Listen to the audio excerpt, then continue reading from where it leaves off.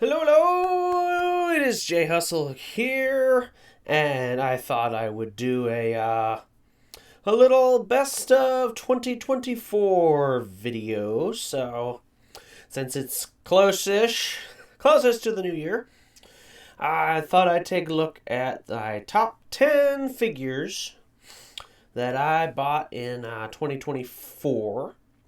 So, a couple of rules here.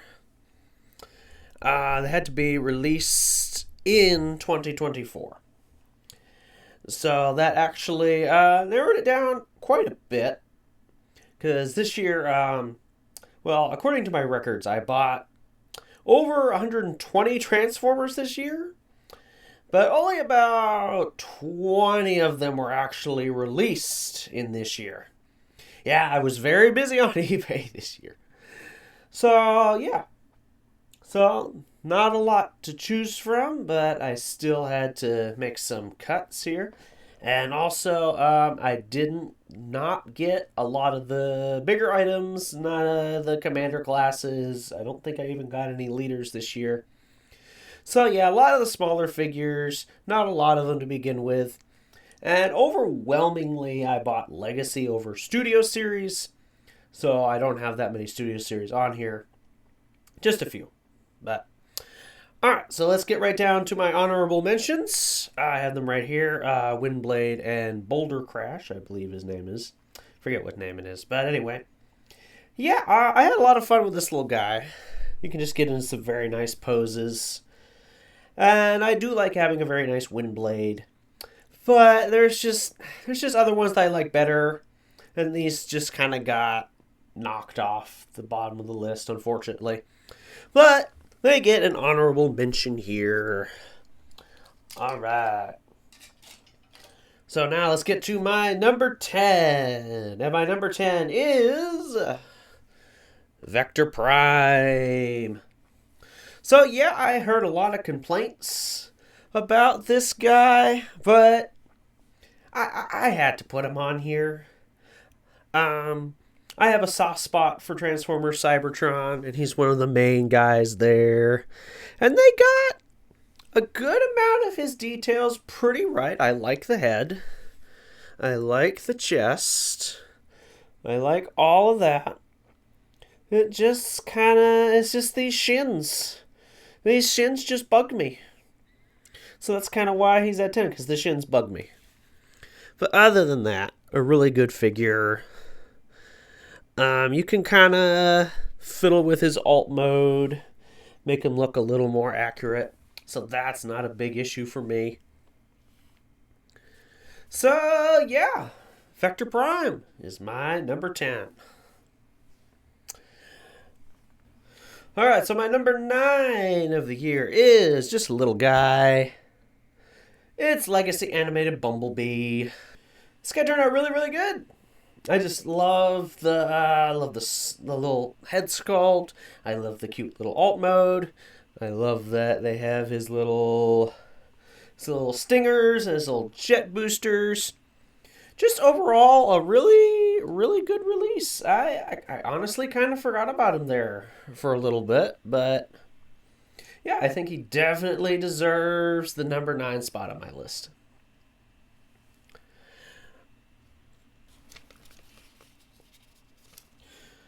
Alright, so number 8 might be another controversial, but I really like how this figure turned out. It's Legacy Chromia. Yeah, a really good use of this mold. I didn't actually get the animated Prowl, unfortunately. I kind of skipped him.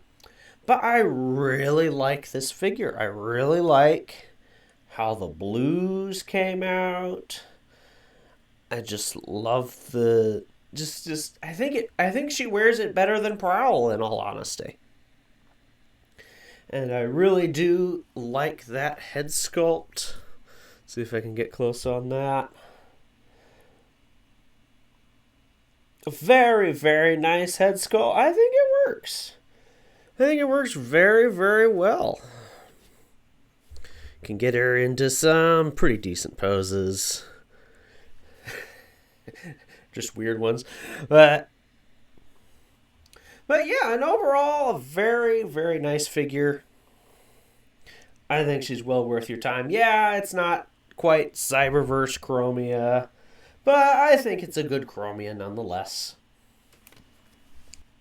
All right, so number 7 is an exclusive this time. It's Cannonball.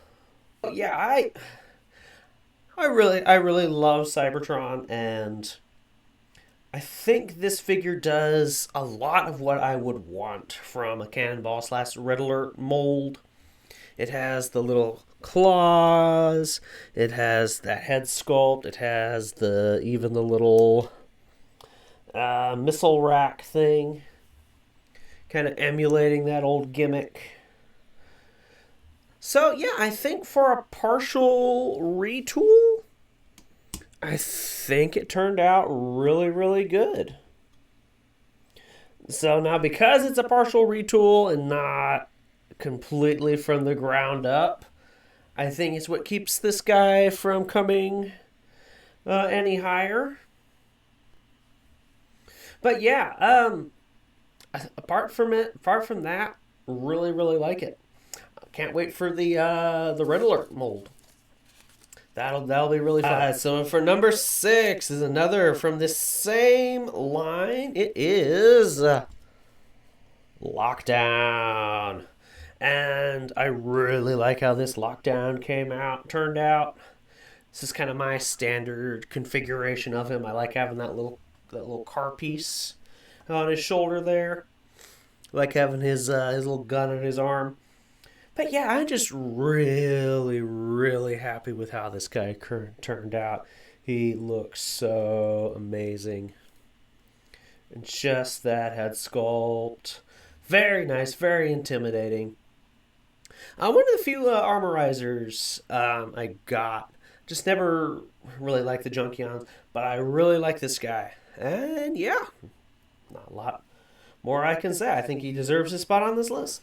Okay, number 5 is really going to show my bias a little bit, but it's Legacy Hotshot. What can I say? As a fan of Cybertron, this is just a really, really good figure. They nailed everything about it. It's a completely new mold. They got everything I wanted. Possibly they even got the little cyber key. I don't even mind the translucent plastic. I think it's appropriate. I think it works. But yeah, a really, really solid figure. So I think that's why he deserves this spot on this list. Can't wait for the rumored red repaint. That'll be cool. All right, number 4 on my list is another little guy. It's Legacy Gears. What can I say? The hype is real on this guy. He is a fantastic figure. Just how he looks, the paint, how he moves. He's just so darn posable. I mean, I'm not a Gears hater, but, he's not my favorite guy, but man, with this level of posability, it is amazing. He is a very good figure. One of the surprising ones of the year.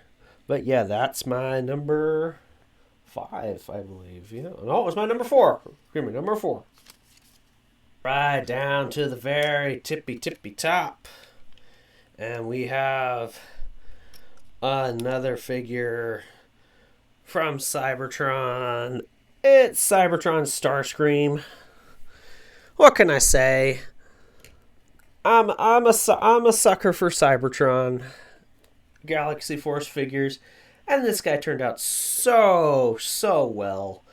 Really, the only reason he edges out Hotshot is because they, unfortunately, with Hotshot, kind of replicated the kibble. Kind of makes things hard, but not so much with this guy. This guy is solid. He works very well. Fun transformation. Really, really like it. He's got everything I would have wanted in a Cybertron Starscream. And yeah, I think he deserves his place as number 3.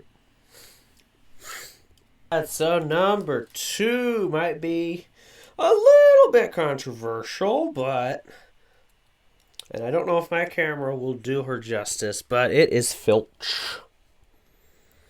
Filch from the Star Raiders line. Just a really, really good figure. We're going to do this. We're going to do a close-up of that mug right there. Yeah, there we go. Yeah, I just had to put her this high just for the sheer audaciousness of making a Robots in Disguise Filch and doing it this well. I just love the purples. I love the little blue highlights. And I'll show off the alt modes in a little bit, but I love that new bird head. It is just so fun. Man, it's just such a really good figure. Really good figure. Well worth your time if you decide to try and pick her up. So for my number 1 figure of the year, again, it's probably not on everybody's list, but it's on mine just because it is Studio Series Shockwave from the Bumblebee movie. And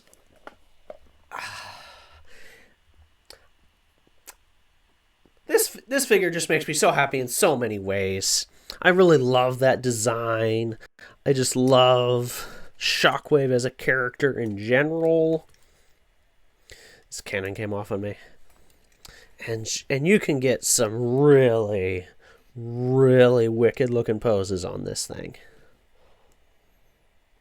Like, just that right there is so awesome. Yeah, his alt mode's not all that great. His pose ability is a little lacking. But he's one of my favorite characters and having a really good version this year. He just had to take the top spot. And then here is my top 12 figures of 2024. Yeah, all these figures are very much worth your time. If you want to pick them up, I highly recommend each and every one of them, especially that Shockwave there. So yeah, this is Jay Hustle signing out.